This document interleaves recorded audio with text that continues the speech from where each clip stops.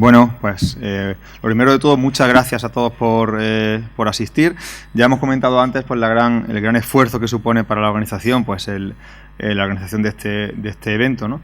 Pero sobre todo también agradecer el esfuerzo que habéis hecho vosotros, y me consta que algunos de vosotros venís de bastante lejos y que os ha supuesto un esfuerzo muy importante. Por lo tanto, agradeceros el interés y espero que sea provechoso para vosotros, ¿vale? Para los que no me conozcáis, que muchos me conocéis ya, ¿no? Pues soy Daniel Campaña y soy el jefe nacional de ventas de Intercom, ¿vale? El de la foto soy yo. He puesto la foto, la del Tinder.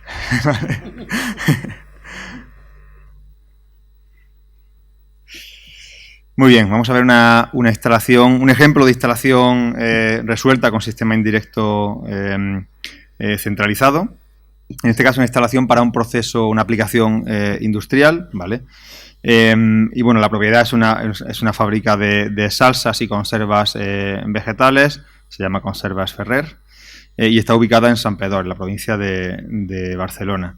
La empresa instaladora es también de la zona de Cataluña, es Systemcar, ¿vale? Es una solución propuesta, además propuesta ya por la ingeniería de un sistema centralizado para media y alta temperatura. En este caso, la instalación no había servicio de baja temperatura, por lo menos en esta nueva ampliación de la planta, ¿vale? Aquí vemos un poco las necesidades térmicas que tenemos en los dos regímenes de temperatura pues, que hay en este circuito, ¿no? Tanto para media como para alta temperatura. En el caso de media temperatura, pues, bueno, hay 3 cámaras de cierto tamaño, de 40, 12, 55, y hay una cámara ya en reserva, hay una potencia, en reserva de unos 30 kilovatios pues, para una instalación que se va a ejecutar muy próximamente, ¿no? Y esto es importante porque no solamente, como veremos después en las fotos, no solamente hay una reserva preparada en el circuito secundario donde está ubicado, donde está, digamos, colgado todas las potencias, las cámaras que vemos aquí, sino que ya la instalación está preparada para una futura ampliación con otro circuito secundario. O sea, la parte de secundario, el colector está preparado para conectar una instalación posterior y ampliarla, ¿no? En aplicaciones industriales ocurre algo que no ocurre pues, en otro tipo de instalaciones, ¿no? Como pueden ser las comerciales o las de hostelería, ¿no? En una aplicación comercial tipo supermercado o de hostelería es claramente difícil, ¿no? Es ciertamente difícil que haya una ampliación de la potencia, pero en una aplicación industrial es totalmente normal, y de hecho es que es lo más normal, porque la capacidad productiva de una fábrica, de hecho nos ocurre a Intercom, por ejemplo, nos ha ocurrido a Intercom desde los inicios, ¿no? La capacidad productiva de una fábrica, pues obviamente hay que adaptarla a las ventas, ¿no? Que tengan, ¿no? A la evolución del negocio que tengas, y eso en una instalación industrial es totalmente necesario. Los que ejecutáis instalaciones de tipo industrial sabéis que la mayor parte de los proyectos que os surgen o instalaciones nuevas instalaciones que os surgen son ampliaciones de instalaciones que ya existen, ¿vale? Por tanto, es una cosa muy a tener en cuenta, y las instalaciones indirectas nos permiten una facilidad de ampliación mucho mayor, que es otro tipo de instalaciones de expansión directa de freón o de CO2, donde la ampliación de la instalación es bastante más dificultosa, ¿vale? Y luego hay unos servicios de alta temperatura, que básicamente son algunos muelles, antecámaras y alguna sala, ¿vale? 67 kilovatios en total. La planta enfriadora además está dimensionada casi al 100% de la demanda, digo teniendo en cuenta la ampliación que hay en reserva, ¿no? Casi al 100%, han sido conservadores en ese sentido, pero se podría haber considerado algún factor de simultaneidad un poquito más optimista, ¿no? En este caso hablamos de un factor de simultaneidad del 0,95 aproximadamente, ¿vale? Han sido bastante conservadores en ese sentido. Bueno, este es un poco el esquema del circuito hidráulico de la instalación. Como ahora veremos, pues una planta enfriadora, aunque no son dos plantas, una planta enfriadora con doble circuito frigorífico independiente en paralelo. Lleva un doble bombeo para alternancia y seguridad, ¿vale? La bomba es al 100% del caudal de primario, integradas en la propia planta, la parte de primario, y luego llevaría un depósito, como ahora veremos en la foto, lleva un depósito de inercia y un bombeo de secundario, que en este caso no lo ha suministrado Intercom, está ejecutado in situ por la empresa instaladora. Como digo, han hecho una serie de colectores pues pensando en futuras ampliaciones, decidieron hacerlo ellos. Además, el depósito de inercia lo veréis. No es un depósito de inercia al uso, es un acumulador, básicamente. Es un depósito de inercia excesivamente o muy dimensionado y para lo que en realidad sería necesario, ¿vale? Por las etapas de potencia que tenemos en la planta, ¿vale? Bueno, ahora veremos alguna foto también, pero para que veáis las características principales de la planta enfriadora. Es una planta enfriadora compacta, con condensadores incorporados en tipología en V, condensada por aire para instalación en intemperie. Lleva un doble circuito frigorífico totalmente independiente, en paralelo, con compresores semiherméticos de pistón, en este caso del fabricante Copeland Stream.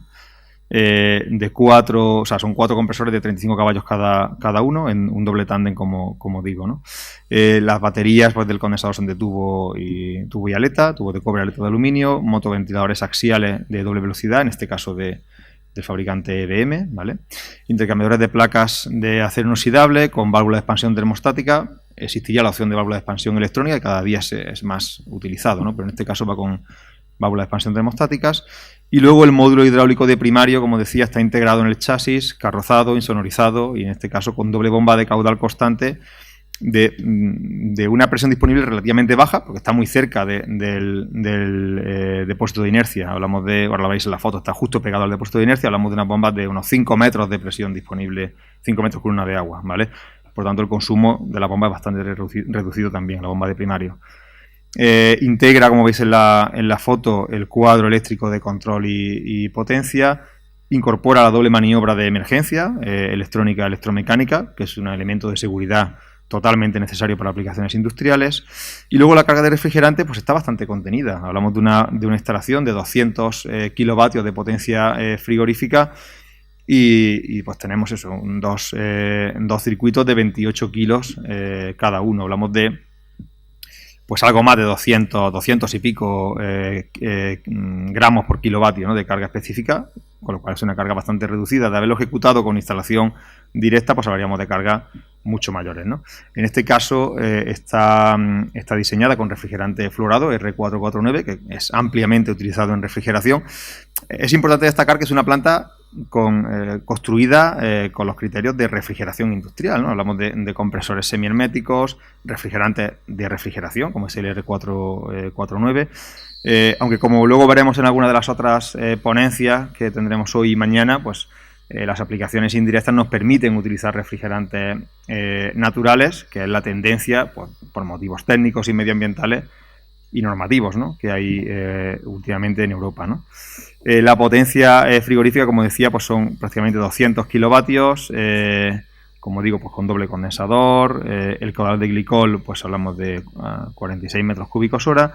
Y el COP, teniendo en cuenta el bombeo de primario, ¿vale?, que incluye la planta, pues hablamos de prácticamente 2,30, ¿vale? Bueno, son las características que hemos comentado antes, y aquí sería un poco el esquema de detalle de la planta enfriadora con todos sus componentes. Como veis, son 2 circuitos completamente idénticos en paralelo y con la doble bomba de alternancia en primario integrada, ¿vale?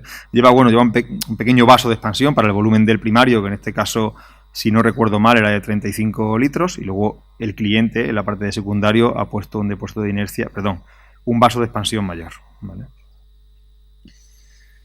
Las unidades enfriadoras de aire, en este caso, que van en la instalación, son todas de tipo cúbico, de mayor tamaño, algunas más industriales, otras un poco más comerciales, porque básicamente las salas, como decía, son las de alta temperatura, no, más bien que salas, en lugar de ser salas son, digamos, muelles y antecámaras, ¿no?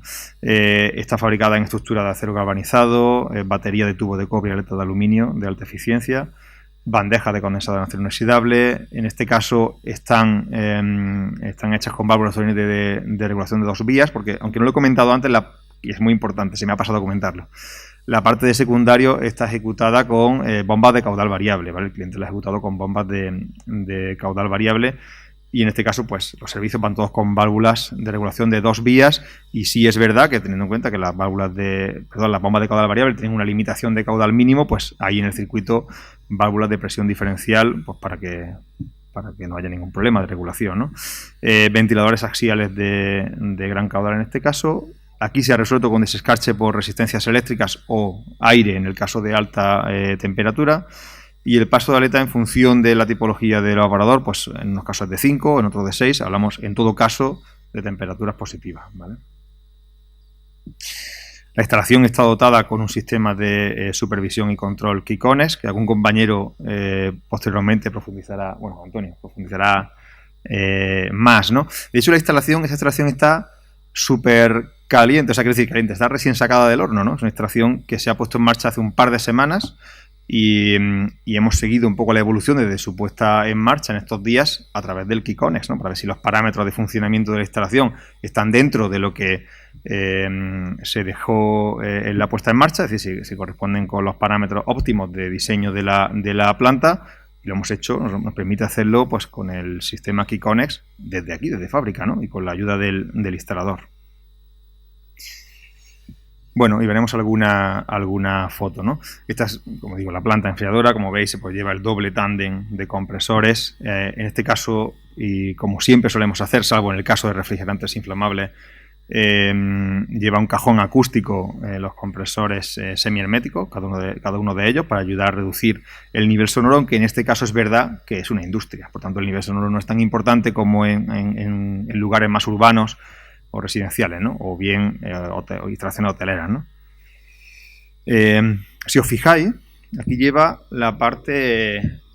Aquí lleva preparado ya para la ampliación en el futuro, ¿vale? Para colocar otra planta enfriadora, que espero que sea Intercom. Sería buena señal. Bueno, esto es una foto del equipo visto de frente con el cuadro eléctrico, ¿no? Medio abierto, porque como digo, estas fotos se hicieron en la puesta en marcha.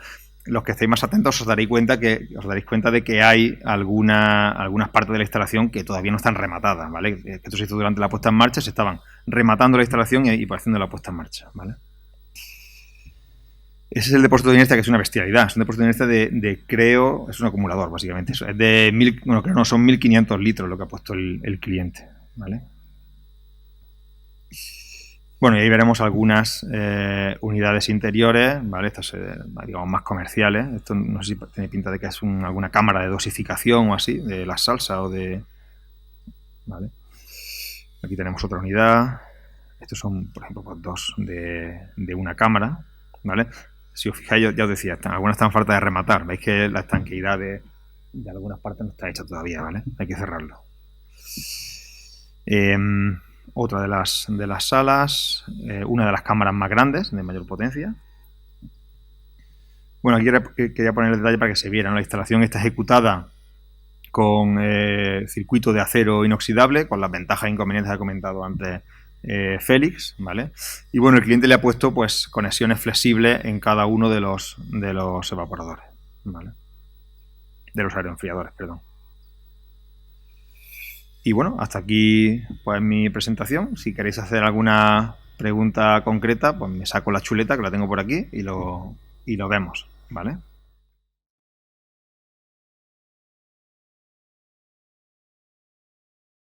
Pues ahora doy paso a mis compañeros, pues a Víctor y a Santiago, que van a hacer un ejemplo de una instalación comercial, ¿no? De un supermercado, que está en Alemania, ¿no? Sí. Está en Alemania. Santiago es alemán, aunque por el acento no lo... Es alemán, no, está en Alemania, aunque por el acento no lo parezca. Pero, bueno, ahora nos hará un ejemplo, ¿vale? Os dejo con él, vale, con ellos. Buenas tardes. Lo que vamos a hacer es la presentación de un ejemplo práctico de un diseño de una instalación de supermercado en Alemania con una empresa de hard discount de allí, en el cual hemos colaborado en Frico Supermarket con ECOL para hacer no solamente el estudio teórico comparativo con el CO2 transcrítico, sino luego lo que son todas la puesta en marcha de las instalaciones y las mediciones de la comparativa entre ellas.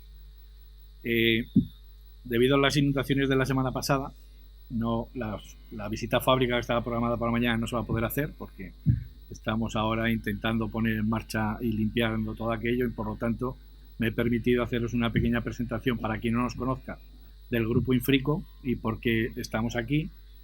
El grupo Infrico actualmente somos 4 empresas: Infrico, que se dedica al mundo de Oreca, Impafri al panel de aislado de cámaras frigoríficas, e Infrico Supermarket, que nos dedicamos al mundo del retail, e Impafri, y Frico Mezquer, que es la división médico-científica de la compañía. Lógicamente nos dedicamos a la fabricación de muebles de refrigeración comercial y abarcamos todos esos sectores. Las instalaciones están aquí en Lucena, tenemos 3 plantas de fabricación, aproximadamente son 160.000 metros cuadrados. Bueno, actualmente somos más de 700 personas trabajando en la empresa y la empresa matriz, que es Infrico, pues lleva trabajando en el mundo de la refrigeración desde 1986. Aquí tenéis alguna foto de lo que es la compañía. En el año 2016 cogimos el reto de dedicarnos también al mundo del retail con una fábrica nueva que el año pasado ampliamos para la fabricación de todo lo que son muebles comerciales para el retail. Como veis aquí, la gama de productos que fabricamos es muy amplia, desde todo lo que es el mundo del retail, el mundo de pastelería, panadería, cámaras frigoríficas, todo el mundo de Oreca y la división médico-científica de hospitales y laboratorios. Además de la red comercial, teníamos delegaciones tanto en España como a nivel internacional y bueno, ya conocéis un poquito el empaque. ¿Y con quién trabajamos concretamente en el mundo de retail? Pues como veis ahí en esta diapositiva, trabajamos con prácticamente todos los retailers a nivel nacional como internacional. Una vez hecha esta pequeña presentación, que me permitís hacerla, voy a hablar directamente ya de lo que es el proyecto en sí. Yo voy a poner un poco las condiciones del proyecto con las que empezamos a trabajar. Luego hablaré de la parte que incide a lo que es el mueble de refrigeración comercial y después Santiago hablará de la parte de instalación, que es verdaderamente muy interesante.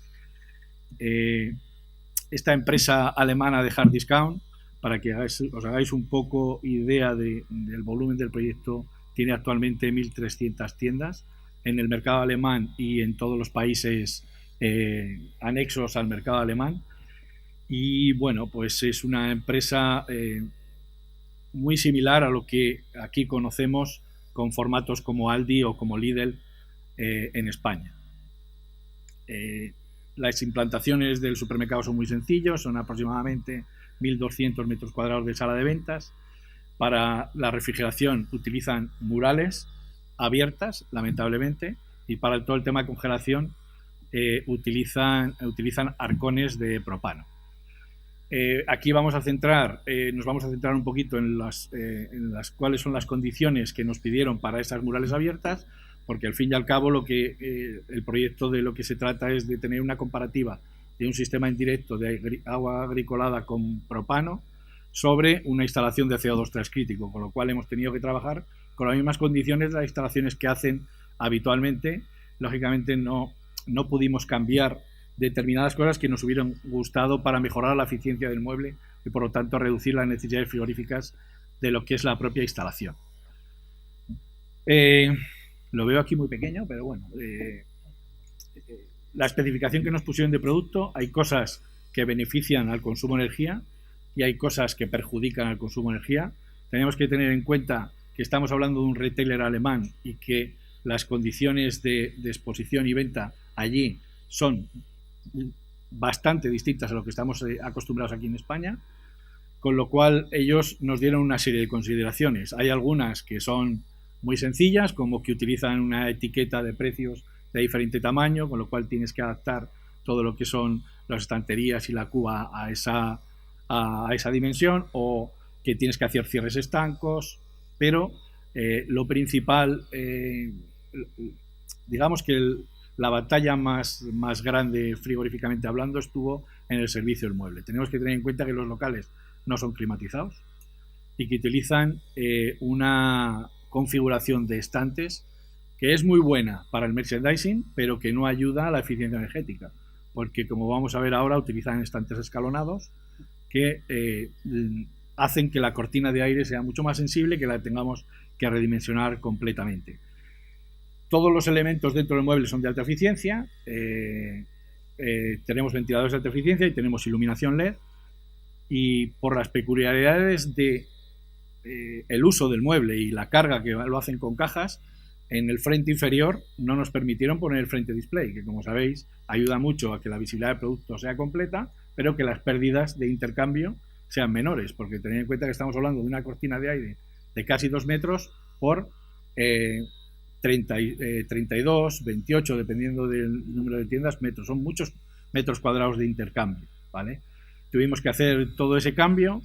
Lógicamente tuvimos que volver a ensayar la parte, digamos, más crítica, que es la cortina de aire, porque al tener estantes escalonados, como veis ahí en la diapositiva, no sé si se ve el ratón, no, me parece que no, ¿no?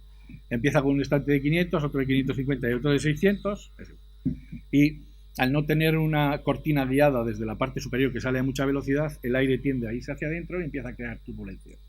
Entonces, todo lo que estamos diciendo que es una ventaja, porque al tener estantes escalonados la visibilidad del producto no necesita iluminación interna, todos los elementos que no pones no consumen, ni hay que mantenerlos, pero lógicamente hizo que tuviéramos que redimensionar todo lo que es la cortina de aire, ¿vale? El TDA, que es el Total Display Area, que es la visibilidad del producto, lógicamente aumenta, y el otro punto importante es que el aprovechamiento de la iluminación del local es total, porque todo el producto que está expuesto a la máquina está iluminado desde la propia iluminación del local. Otra característica muy importante del mercado alemán es que los regímenes de temperatura de la norma ISO 23953 y que nos hacen redimensionar los equipos frigoríficos de los muebles, para ellos solamente hay uno. Ellos regulan todos los productos a 4 o 6 temperatura de aire. Igual ponen la carne que los lácteos. Entonces, lógicamente, todos los muebles están preparados para ese régimen de temperatura M2, ni está preparado para M1 ni, por supuesto, para M0. Pero eso es una cuestión que incide en el consumo de energía y que debéis saberlo. Una vez determinadas estas necesidades y probado en laboratorio, tuvimos que dimensionar la superficie de intercambio de acuerdo a que es un mueble con un fluido secundario que es glicol y las dimensiones que tiene que tener la tubería, la entrada y la salida, y tuvimos que poner, lógicamente, los elementos necesarios para que pueda funcionar correctamente, como puede ser en la entrada una válvula solenoide para glicol y en la salida una válvula reguladora de caudal. Como veis ahí, eso es de una instalación antigua en la fotografía. Lógicamente esas tuberías durante la instalación están sin aislar todavía, pero bueno, da un poco la idea del tipo de instalación que hay que hacer, y en el mueble no tiene ninguna otra complejidad. Aquí os voy a enseñar unas fotografías de producto de la primera instalación, de la que se hizo tipo para las mediciones. Como veis ahí a la derecha está la central de propano, y luego veis un poco el tipo de instalación que realizan, que bueno, espero que en un futuro no muy lejano seamos capaces de convencerles de que hay que cerrar el mueble con el ahorro energético que eso supone. Y ahora, con todas estas premisas, le voy a poner la presentación a mi amigo Santiago, que va a dar los detalles de toda la instalación frigorífica.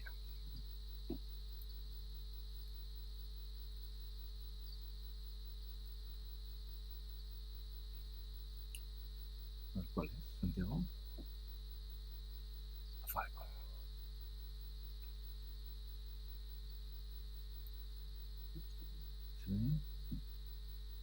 Sí, lo pasas, ¿no?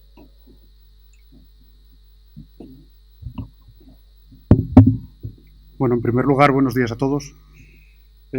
Yo soy el director técnico comercial de ECOL en Alemania. Somos una empresa de servicios al instalador, en ningún momento a venta a cliente final, y a la vez, pues dentro de esos servicios llevamos la distribución tanto de Intercom como de Frico Supermarket y en parte de Cater en Alemania, ¿vale?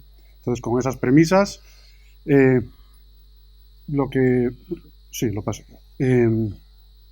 con esas premisas, el índice de lo que os queremos mostrar o os queremos enseñar es que quizás nosotros nos vayamos a meter un poco más al barro, porque vamos a ser muy concretos en datos y en números, ¿vale? Hemos hecho un estudio durante un año de estas instalaciones en los que intervienen muchos factores. No es simplemente los factores de dimensionamiento de tubería y demás, sino también de sala, de condiciones de temperatura de sala, de cómo afecta la cortina de aire a los murales en función en dónde se sitúen los cassettes de climatización de la sala. estamos hablando, como bien dijo, me parece Mauricio al principio, que esto no es una ciencia exacta, esto es algo que hay que estudiar y en el que influyen mucho. Hoy veremos, pues, en principio el proyecto, parte de la instalación y los resultados que hemos obtenido. Para ponernos un poco en situación, dicha cadena de supermercados se pone en contacto con ECOL y con otra empresa de ingeniería en Alemania para decirles, un momento, tenemos un problema y es el siguiente. El último año hemos tenido 5 millones de euros de mermas por culpa de caídas de centrales de CO2 y necesitamos una alternativa. No podemos seguir así. Entonces, ECOL en ese momento levanta la mano, llama a Infrico, llama a Intarcon y la otra ingeniería pone al instalador, en este caso que es Cubist, y a su ingeniería propia que es Cube, en funcionamiento para buscar o para realizar el encargo que dicha cadena nos ha pasado. Como bien he dicho, es buscar una alternativa razonable, en ningún momento mejor o peor, razonable al CO2, transcrítico, por supuesto. Estamos hablando siempre en transcrítico. Para ello, partimos siempre de un cálculo teórico. Se hizo un estudio teórico inicial, evidentemente con datos totales, ¿vale?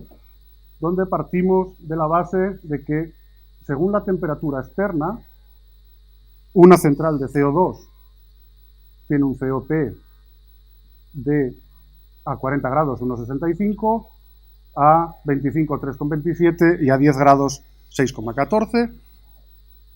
La presión del circuito en dichos momentos y la recuperación de calor que se puede producir en dicha central, porque en Alemania uno de los grandes retos es aprovechar el calor de las instalaciones. Con el CO2 descubrimos que lo máximo que podíamos recuperar era aproximadamente entre el 40 y el 50%. Por lo tanto, decidimos utilizar el valor del 40%. Hicimos el mismo cálculo con propano y con amoníaco. Como se puede comprobar, las diferencias las hay. Evidentemente, el amoníaco es el sistema más eficiente, pero tuvimos que descartarlo el primero debido a la regulación alemana. No es sencillo instalar amoníaco en Alemania. Hay mucha normativa y esa normativa nos impidió realizar el proyecto con centrales de amoníaco. Bien, en función a esos cálculos previos, cogimos la excursión de temperaturas de la localidad donde se iba a hacer el proyecto, ¿vale?, anuales, y hicimos un cálculo con las horas del año, concretamente 2019, hicimos el cálculo de horas de trabajo de la central frigorífica, aproximado, todo esto es teórico, repito, y los kilovatios de potencia que nos iban a requerir los murales a dichas temperaturas. Con eso sacamos un cálculo del consumo eléctrico aproximado, que, claro, esto ya no se produce, el 25 céntimos el kilovatio, creo que ya ni en España, así que calculamos 25 céntimos el kilovatio y nos salió una aportación de calor de 50 kilovatios por metro cuadrado para la instalación, de 50 vatios por metro cuadrado para las tiendas, en este caso era una tienda tipo de 1000 metros cuadrados, y nos daba un total de 12.000 euros de consumo o de aporte de energía al edificio anual después de haber descontado la recuperación de calor del CO2. Aquí podemos ver los gases que tenemos, repito, las horas de trabajo, los 12.000 euros. Pero ¿cuál es nuestra sorpresa? Que cuando hacemos el mismo cálculo para el propano,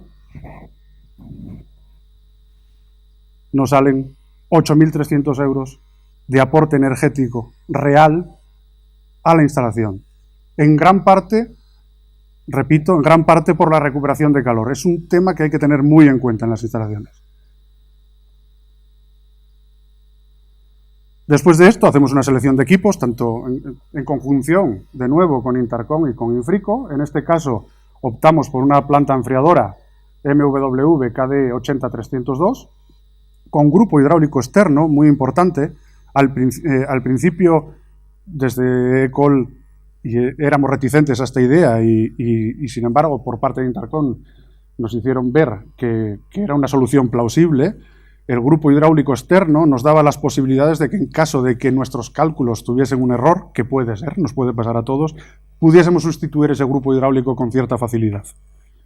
El sistema, independientemente, es un sistema cuasi redundante, tiene 2 circuitos independientes, 2 bombas gemelas, o como se dice en inglés, twin pumps. En caso de que una falle, la otra se activaría automáticamente. Y los murales, pues son los murales Infrico que ya ha presentado Víctor, que creo que se ha cambiado, en los que se modificaron precisamente el área de superficie del intercambiador de calor para el tema del glicol, y se modificaron las cortinas acorde a lo que había marcado. Lo primero que hacemos es un desarrollo de estudio del edificio, de dónde colocar la central y la tubería correspondiente, y se hace también un esquema unifilar para el instalador, para que sepa cómo, dónde, qué tubería y en qué punto tiene que instalarla. Si bien es cierto que aquí se ha hablado mucho de válvulas de 3 vías, de 2 vías, de calcular pérdidas de carga, nosotros hicimos un cálculo general de pérdidas de carga a sabiendas de que iba a ser más ineficiente que haciendo un equilibrado central de la instalación. Sí es verdad que decidimos poner una válvula diferencial de presión en la instalación para asegurar ese caudal mínimo que necesita la central, pero no incluimos ningún tipo de válvula extra. Son 2 vías, cierra y abre. Dado a la inercia y la cantidad de glicol que hay en el circuito, obviamos la instalación de un depósito de inercia, lo cual nos evitaba también unas pérdidas de temperatura y de carga considerables. También dentro de los materiales elegidos se eligió para la instalación tubería de acero de Sunpress o press fitting, no sé cómo se conoce exactamente aquí, y glicol propileno al 45% de concentración. Si bien la recomendación pasaría por buscar menos densidad en el circuito, de irnos a un 35%, dadas las características exteriores de las instalaciones en Alemania, por la temperatura, decidimos también ser menos eficientes en este caso, aportando un 10% más de mezcla, pero asegurando la instalación. El cliente siempre ha buscado desde el primer momento una instalación segura. Después hablábamos de eficiencia. Primero, seguridad en la instalación. La instalación en todo momento se iba a realizar con una máquina en el exterior y después líneas de tubos por la parte superior de los murales. ¿Vale? Aquí se puede ver mejor cómo se realiza la instalación. Se tiran tubos, evidentemente, aislados con Armaflex a lo largo de toda la instalación, ¿de acuerdo? Y se va pinchando a cada mural desde esa línea de tubos. He de decir que nuestra recomendación es, por favor, siempre montar desgasificador en la instalación, ¿de acuerdo? Se nota muchísimo la diferencia de tenerlo a no tenerlo. Es mucho más eficiente la instalación si tiene un desgasificador en la tubería de retorno, en este caso la de menos presión. Estos murales también cuentan con un servicio de cortinas eléctricas que el cliente, a través de un contacto nocturno, según sale de la tienda, apaga las luces y a la vez bajan las cortinas automáticamente, asegurándonos de que siempre se van a bajar las cortinas y generando un ahorro energético por el mero hecho de que sean automáticas. ¿De acuerdo? Porque los que nos dedicamos al mundo de la refrigeración sabemos que las cortinas manuales se bajan de vez en cuando, o cuando alguien se acuerda. Bien. Del mismo modo, en esta instalación, ahí podemos ver marcado con un círculo, se dejó ya ex proceso 2 válvulas de corte para una posible ampliación. Esta era una tienda tipo de 1000 metros cuadrados, ampliable a 1500. Entonces, el cliente determinó si funciona, si realmente vemos que es eficiente, es probable que os solicite ampliarla. Pues nosotros dejamos 2 válvulas de corte, con unos tapones en las válvulas de corte muy importantes, y es el hecho de que nos han solicitado precisamente la ampliación esta semana para aportar otros 2 murales más a ese supermercado. De tal manera que aquí redundo otra vez quizás en el tema del sobredimensionamiento del equipo. Las bombas se seleccionaron a sabiendas de que podía haber más murales, de que podía caber la posibilidad de que hubiese una ampliación. Hay que tener eso muy presente, porque si nos queda, tan malo es quedarse largo como quedarse corto. En este caso estamos cubiertos y esa necesidad se va a ver inmediatamente reflejada en la ampliación de esos 2 murales. Para los cálculos que se realizaron y las comparaciones que se realizaron, se tomaron, como decimos, 2 tiendas tipo de 1000 metros cuadrados, exactamente con 27 metros y medio de mural en el mismo núcleo de población, esto es importante, pero con murales de fabricantes distintos, también es importante recalcarlo, ¿vale? Y con la instalación de climatización interior diferente. La primera tienda, como digo, es una central de CO2, digo sin inyección, perdonadme de nuevo también, quizás como el señor Mauricio, soy un poco extranjero, es sin eyectores, y sin grupo de emergencia, con un tiempo de trabajo medio de los murales de 38 minutos por hora, a una temperatura de evaporación de -10.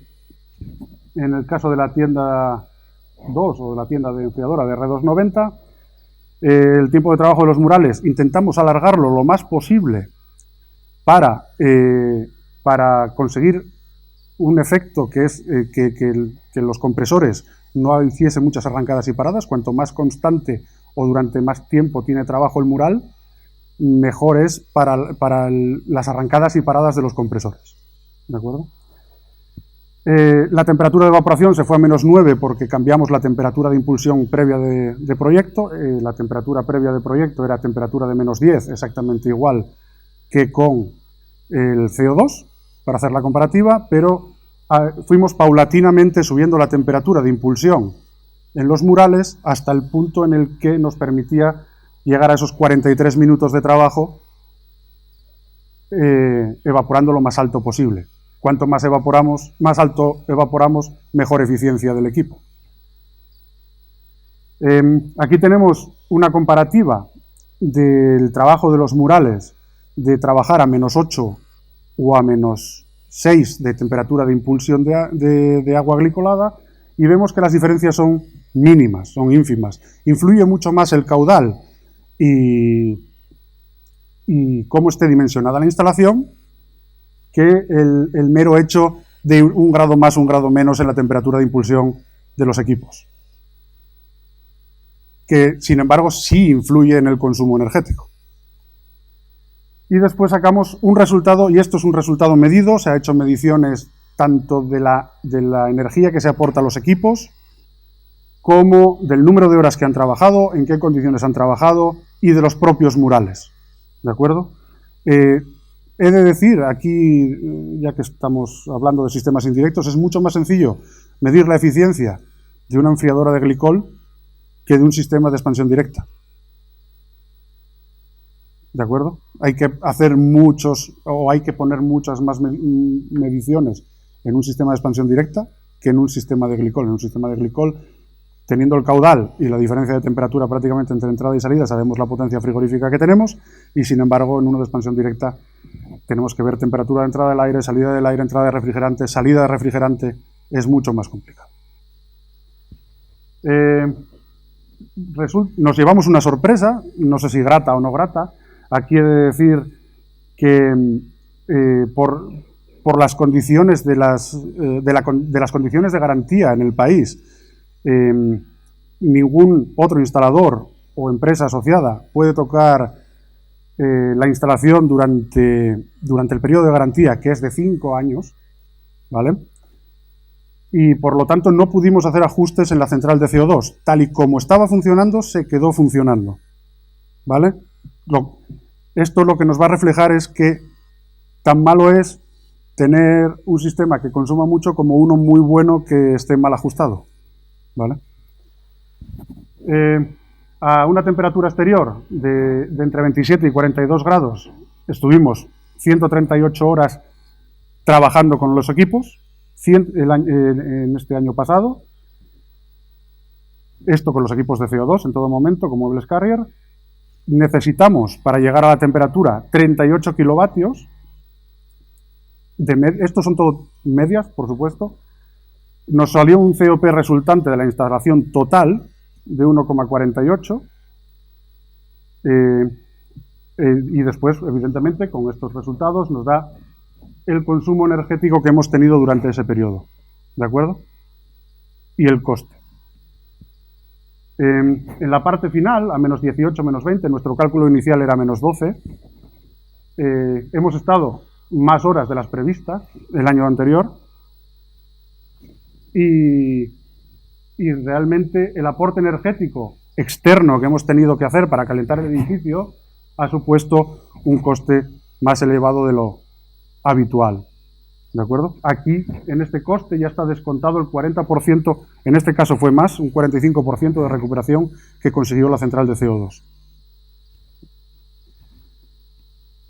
Si nos vamos al caso del propano,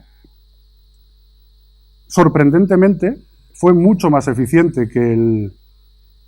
Y digo sorprendentemente porque todo el mundo nos dice, es que un sistema indirecto es menos eficiente que un sistema de expansión directa. Bueno, pues en este caso no lo ha sido. Y no lo ha sido encima por goleada, digamos. Porque no solo ha tenido una repercusión en el consumo total frigorífico, sino que, claro, la recuperación ha supuesto un ahorro del 25% en comparación con el sistema de expansión directa. Entonces, hay que tener todos los factores en cuenta. Cuando hicimos los cálculos, nos dimos cuenta que lo que nosotros perdíamos con las bombas, lo perdía el sistema de CO2 con los ventiladores del gas cooler. ¿Por qué? Porque aquí no estamos hablando en ningún momento de presión sonora. Y la presión sonora de un gas cooler que esté infradimensionado es mucho más alta que el de un sistema indirecto de agua. La enfriadora que seleccionamos, en concreto, tenía una presión sonora a 10 metros de 39 decibelios, y para que un gas cooler llegue a esos 39 decibelios, tenemos que sobredimensionarlo muchísimo y traer unos ventiladores de 1000 en vez de 630. Y todo influye, hay que valorarlo todo. Por lo tanto, simplemente, vuelvo a repetir, con el consumo de los ventiladores teníamos cubierto el consumo de las bombas. Eso hay que tenerlo en cuenta. Por lo tanto, y yo creo que ya han hablado todos los compañeros en exceso de estas ventajas, existen las siguientes ventajas, que es la concentración del refrigerante en un solo punto de la instalación. La instalación es muy rápida. Esta instalación que hemos mostrado aquí se ha hecho en una semana, incluyendo el montaje de los murales y la instalación de la enfriadora, ¿vale? 2 personas, dos operarios una semana. Los costes reducidos de instalación frente al CO2, y esto estoy hablando de unos costes de lista, ¿vale? Cada uno después tendrá el descuento pertinente, pero el coste de implantación es mucho mayor en el CO2, y no solo por la planta, sino por los añadidos que trae. Hay que tener en cuenta que tenemos que montar un sistema de ventilación, un sistema de detección de CO2. Tenemos que hacer una serie de inversiones añadidas al propio refrigerante. La opción de un sistema redundante relativamente sencillo, como ha explicado Daniel, que se puede dejar una toma para incluir un segundo equipo. Reducción de costes, gracias a nuevas tecnologías. Esto es más enfocado al mercado alemán, porque existen unas subvenciones asociadas al refrigerante, y en función al refrigerante que desea, perciben unas ventajas no solo fiscales, sino económicas añadidas. Y después el menor coste de mantenimiento. ¿Y por qué hablamos del menor coste de mantenimiento? No quiere decirse que haya que hacer menos mantenimiento en un equipo. El mantenimiento está ahí y hay que hacerlo. Un mural es un mural y hay que hacer el mantenimiento. Una válvula, da igual que sea magnética para refrigerante que magnética para... está fuera de mueble, etcétera, etcétera. La cuestión es que el personal, que a día de hoy escasea, técnico, no tiene que ser tan especializado para la parte interior como para la parte exterior. Entonces, podemos diversificar nuestros recursos mucho mejor y planificarlos mucho mejor. Y eso, a fin de cuentas, se reduce en costes, en ninguna otra cosa. Con esta solución, el metro cuadrado a nuestro cliente anualmente le salía 2.200 euros en CO2 y con la solución de propano y sistema indirecto le salía por 1.600. Y entonces, eso es al final, a fin de cuentas, lo que a nuestro cliente o a nuestros clientes les interesa. Es cuánto me va a costar al final de la película. Y, sin más... Sí, me gustaría añadir una cosa, ya que la hemos medido, es que la diferencia que hemos observado entre las pruebas que hemos hecho en laboratorio, siempre bajo condiciones ISO, de condiciones ambientales 25-60, con 12 horas de iluminación y de apertura y 12 con la cortina bajada, y las condiciones reales en instalación, las necesidades frigoríficas que son distintas porque cargan el producto quizás a una temperatura que está más alta, porque las horas de cortina no son exactamente las mismas, dependiendo de quién haga el turno las baja antes o después, y como son locales sin climatizar durante invierno y el verano, además las diferencias de temperatura, de ambiente, de trabajo de la máquina son distintas. La diferencia entre el teórico y el laboratorio y el medido ha sido de aproximadamente un 25% más bajo en tienda. ¿Vale? Luego, la necesidad frigorífica real de consumo en tienda sobre el laboratorio, en este caso, ha sido de un 25% más bajo. Sí, de hecho, concretamente, si comparamos la lista,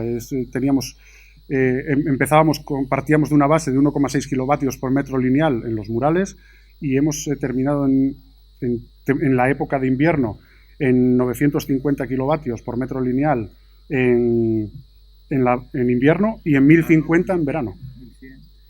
1050. Entonces, por eso decimos también que hay que tener en cuenta muchos otros factores. Nosotros tuvimos especial cuidado en que las cortinas de la climatización de la sala no incidiese directamente en los murales, cosa que no pasaba en el sistema de CO2. Hay que mimar también la carga del producto y se le explicó al cliente y la verdad que lo realizó correctamente. Entonces, es más la asesoría y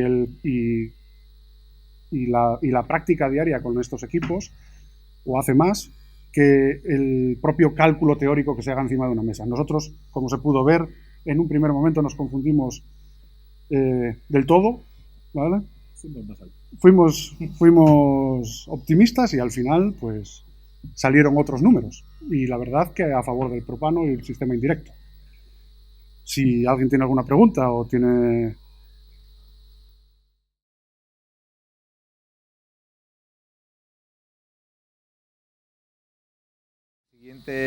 La siguiente ponencia pues se trata de un sistema de monitorización y control centralizado aplicado a un sistema indirecto. En este caso es una instalación hotelera, es un hotel, ¿vale? Donde la instalación, pues, como digo, es un sistema indirecto con algunos servicios, con los servicios de negativa, las cámaras de congelados, con sistema de condensación indirecta en el propio glicol de temperatura positiva, ¿no? Lo van a hacer mis compañeros, pues Antonio Montanari de Kikonex, director de Kikonex, y Alejandro Vela, que es compañero del departamento de proyectos de Intercom, ¿vale? Le paso la palabra a ellos. Buenas tardes. Primero agradeceros vuestra asistencia aquí. Espero y os deseo que estas jornadas sean provechosas y adquiráis conocimientos que os resulten válidos. Una breve pincelada. Para los que no conozcáis, Kikonex es un sistema de supervisión y control de propósito general. Aquí, lógicamente, vemos su aplicación a sistemas indirectos. Tanto se van a supervisar, o vais a ver cómo se supervisan los equipos y la instalación propiamente dicha. Y vamos a basarnos en la instalación de un cliente de Kikonex que es Pilsa, que están aquí, que han venido. Y la instalación es un hotel de 389 habitaciones en Maspalomas, al sur de Gran Canaria.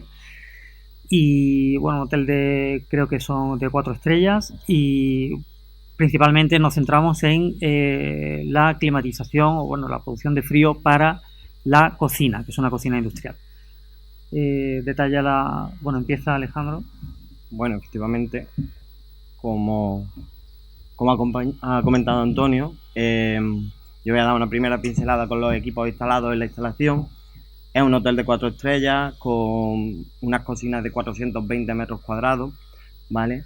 En esta ocasión decidimos instalar un sistema indirecto, ya que éramos conocedores de la distancia a la que se iba a ubicar la planta enfriadora con respecto al primer servicio. Estamos hablando de unos 150 metros, que eso, si lo trasladamos a expansión directa, pues claro, son muchas pérdidas a asumir. En este caso, con un correcto dimensionamiento de la bomba, pues ya estarían completamente asumidas, ¿vale? Se realizaron los cálculos de potencia y se seleccionó una planta enfriadora de una V con 2 compresores semiherméticos de 35 caballos, modelo MWWTG 1072, ¿no? Con grupo hidráulico incorporado. Esta planta da servicio a un conjunto de cámaras de media temperatura, alta temperatura y 2 cámaras de baja temperatura, que se han empleado unidades Waterloo condensadas por el propio glicol de la planta, y un sistema de expansión directa entre dicha unidad y el servicio interior, el evaporador. Dicho esto, mi compañero Antonio comentará la conexión existente en Kikonex para poder visualizar los datos mediante la nube. Vale, el esquema de principio de Kikonex ahí se muestra. Veis, no tengo el puntero, ¿sí? ¿Cuál es? ¿El rojo? ¿El rojo? Vale, pues ya está. La parte, digamos, hardware de Kikonex es una gateway, una pasarela, que, bueno, en este caso tiene 2 puertos RTU, 2 puertos RS485, que aquí en esta instalación solamente se ha usado uno, que es el que se ve aquí en el conexionado, y luego tiene un puerto TCP para conexión a internet. Del puerto RTU lo que se hace es un bus RS485, que es un bus a 2 hilos con un cable apantallado, y se van conexionando en esta configuración tipo bus todos los equipos, primero los de media temperatura, posteriormente se enlaza con los de baja temperatura, estas 2 cámaras que ha comentado antes Alejandro, y finalmente las de alta temperatura. Luego tenemos la enfriadora, que va conectada bajo protocolo también Modbus, pero en este caso TCP/IP, es decir, a través de un conector RJ45 y cable Ethernet. Y lo que se hace para que funcione Kikonex, digamos, es a la gateway hay que conectarla a internet. Una vez se conecta a internet vía una VPN, o sea, una red de máxima seguridad, una conexión de máxima seguridad. En este momento, cuando el Keybox tiene internet, lo que hace es recoger todos los parámetros de todas las regulaciones electrónicas y las sube a la nube. Después, cada usuario con su usuario y contraseña accede al portal de Kikonex y ve todos los parámetros. Aquí estáis viendo cómo se han conectado de cada una de las regulaciones una serie de entradas analógicas y salidas digitales, y que están aquí detalladas en el esquema. Y el usuario de la instalación tiene no solamente posibilidad de acceder a visualizar todos los parámetros, sino también la posibilidad de cambiar parámetros. Aquí Bueno, pues todas las regulaciones son de un fabricante, pero podría haber mezclas de regulaciones de diferentes fabricantes y todo integrado en el mismo sistema. Nada más, por mi parte. Paso, sí. Vale, ahora ya vamos a centrarnos un poquito más en comentar realmente la aplicación de Kikones sobre una instalación de un sistema indirecto, ¿vale? Porque ya he dado una pincelada a Santiago antes con lo de la temperatura de glicol, que todo aquello que se mide se puede analizar y se puede mejorar. Entonces es un poco lo que buscamos con este sistema, ¿no? Esta visualización que vemos aquí es uno de los diagramas que podemos realizar en Kikones, que permite ver de forma rápida pues, los valores más significativos que vayamos persiguiendo. En este caso vemos la distribución de cámaras frigoríficas y las temperaturas de cámara de cada una de ellas.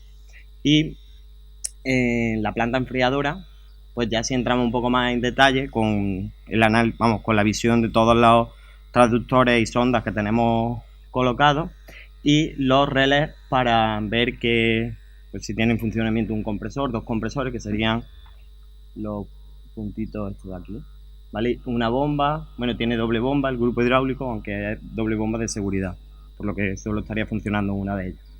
Y las etapas del compresor, que son las válvulas de la parte inferior, ¿vale? Si hacemos clic sobre esta enfriadora, podemos acceder a un grado más de diagrama, en donde ya vemos en detalle cada una de las sondas y transductores ubicados en cada una de las posiciones de la planta enfriadora, acompañados de sus relés de alarma asociados, con lo cual nos permite identificar de forma remota un problema en el punto de ubicación de la planta donde está, ¿vale?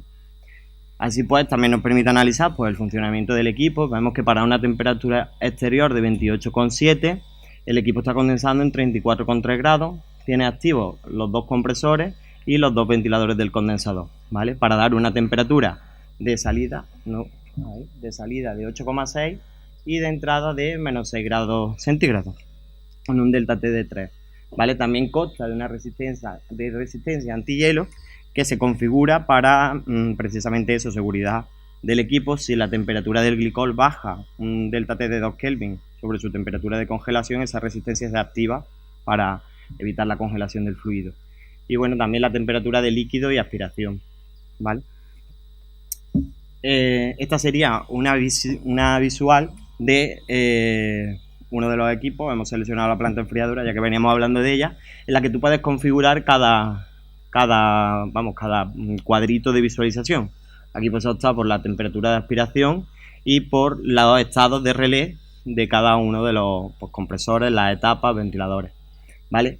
Los diagramas anteriormente comentados se ubicarían dentro de esa pestaña, ¿vale?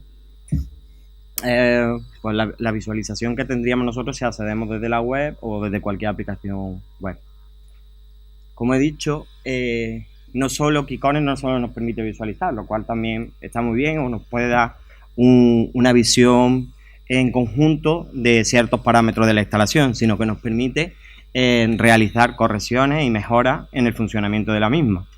Así pues, si analizamos las temperaturas de evaporación y del salto entre la entrada y la salida, pues vemos que el funcionamiento de la planta es bastante bueno, está muy afinado, puesto que tenemos temperatura de glicol en la impulsión de menos 8,5 con un valor de más o menos 0,5 grados y un salto de térmico de 3 Kelvin, ¿vale? Lo que nos lleva a una temperatura de evaporación de menos 11,5, que son 4 Kelvin inferior a la temperatura de impulsión, y nos sitúa en valores prácticamente iguales que un sistema de expansión directa, con lo cual tampoco nos estamos llevando el compresor a una temperatura de evaporación que nos implicaría unos mayores consumos.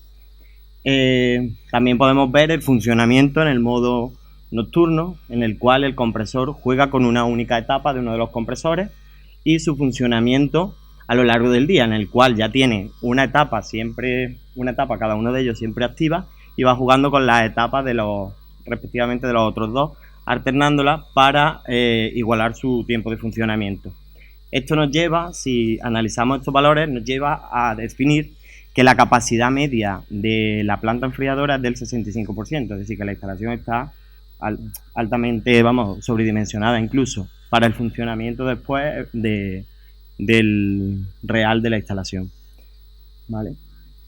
También podemos mostrar gráficas pues, con los valores de temperatura de cámara. Aquí lo que nos permite ver, porque son muchas las líneas, pues si alguna se sale del rango en el que queramos trabajar. A priori los obradores están en el entorno de los 10-15 grados, que son entornos totalmente válidos. Las cámaras de fresco, tenemos una que despunta un poco, que se corresponde con la cámara de desayuno, pero si vemos es relativo a la hora de mayor carga de dicha cámara. Entonces probablemente ahí tengamos que hacer un ajuste en tiempo de apertura de puertos, de ser posible, o valorar pues, un refuerzo en caso de que no sea admisible la temperatura, pero nos permite tener una visual clara de ella. Y la cámara de congelados igual, las temperaturas están en el entorno de los menos 20 con ligeros picos.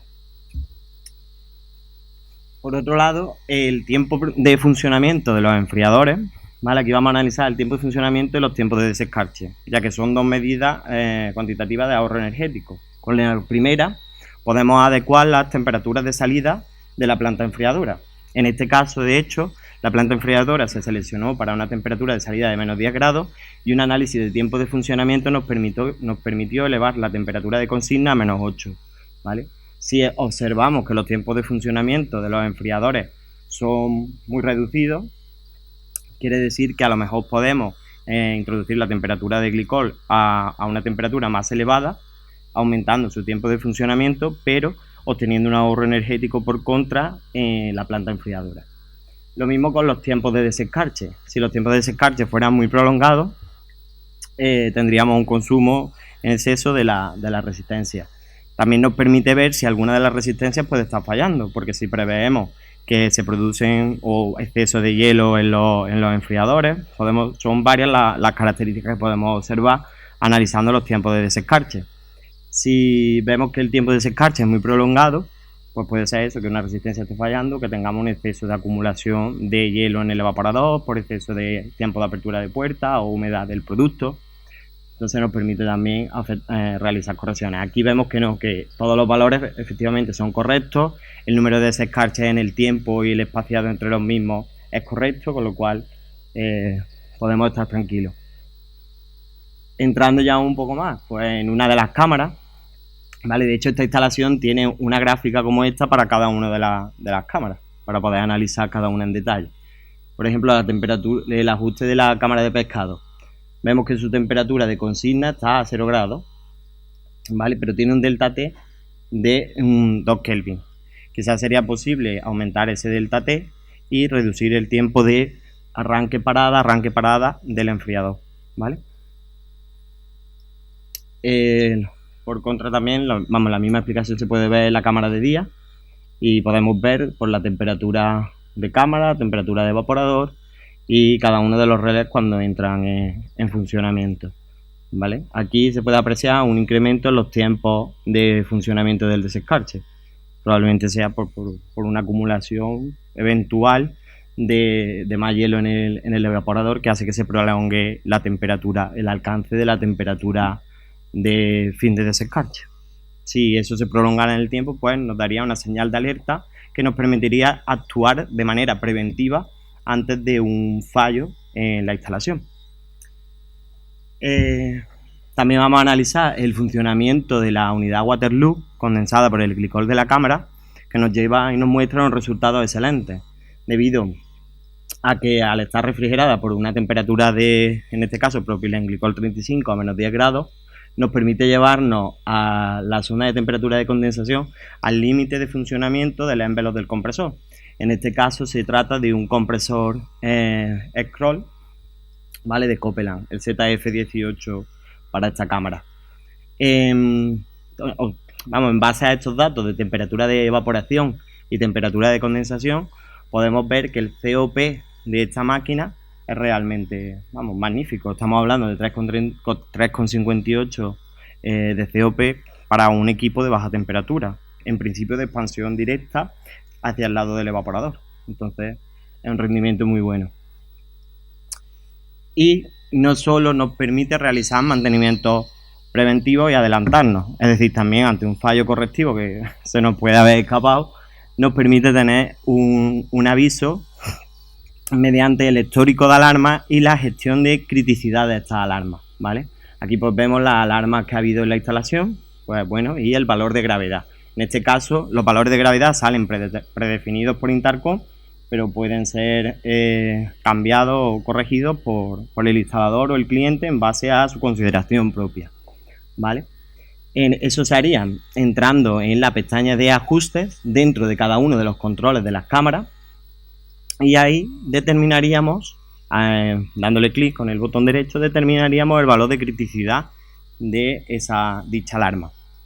Eso a su vez no solo sería accesible desde Kikones, entramos en la gestión de alarma o en la propia instalación, sino que podemos configurar que ante una criticidad alta, algún usuario que tenga acceso a dicha instalación mediante Kikones reciba un email de notificación en su teléfono, en su tablet, el ordenador, un email de notificación, pues que permite anticiparte y ir a la instalación antes de que a lo mejor un técnico de mantenimiento 4 horas más tarde te llame y han pasado 4 horas en las que la cámara pues ha tenido un funcionamiento anómalo, ha tenido la instalación parada porque el fallo se produzca en la planta enfriadora, por ejemplo.